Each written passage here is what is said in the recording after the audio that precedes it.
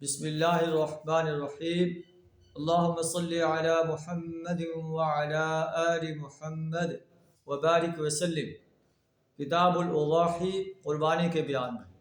عن سلمۃ بن الاکوع رضی اللہ عنہ قال قال نبی صلی اللہ علیہ وسلم من ضحى منکم فلا يصبحن بعد ثالثة وفی بیتہ منہ شیء، رواہ البخاری۔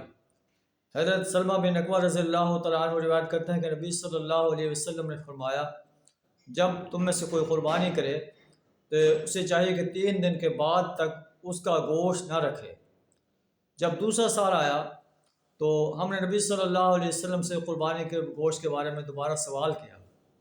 آپ صلی اللہ علیہ وسلم نے فرمایا، کلوا واطعموا وادخروا فإن ذلك العام كان بالناس جهد فأردت أن تعینوا فیہا۔ آپ صلی اللہ علیہ وسلم نے دوسرے سال فرمایا کہ کھاؤ اور دوسروں کو بھی کھلاؤ، اور تم اسے گھر میں ذخیرہ بھی کر سکتے ہو تاکہ بعد کے دنوں میں کھا سکو۔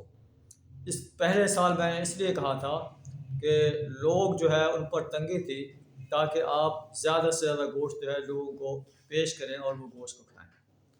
جس طرح عمر بن خطاب رضی اللہ تعالیٰ عنہ بیان کرتے ہیں کہ انہوں نے حضرت عمر بن خطاب رضی اللہ تعالیٰ عنہ سے روایت ہے انہ صلی العید یوم الاضحیٰ قبل الخطبہ، کہ انہوں نے نماز عید پڑھائی خطبہ سے پہلے، اور پھر فرمایا فقال یا ایھا الناس، اے لوگو، ان رسول اللہ صلی اللہ علیہ وسلم قد نہاکم عن صیام ہذین الجومین، نبی صلی اللہ علیہ وسلم نے ان 2 دنوں کے روزے رکھنے سے منع فرمایا ہے۔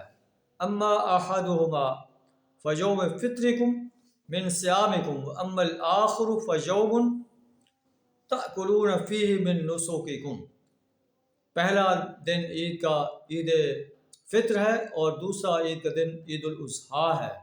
عید الفطر کے دن تم روزوں سے فارغ ہو کر جو ہے نماز عید ادا کرتے ہو، اس میں کھاؤ پیو، اور عید الاضحیٰ کے موقع پر تم قربانیاں پیش کرتے ہو اللہ کے حضور، تاکہ اپنی قربانیوں کا گوشت کھاؤ۔ اللہ تعالیٰ میں پیارے نبی صلی اللہ علیہ وسلم کے زندگی کے ہر شعبے میں اسوہ کی اتباع کرنے کی توفیق عطا فرمائے۔ وآخر دعوانا الحمد للہ رب العالمین۔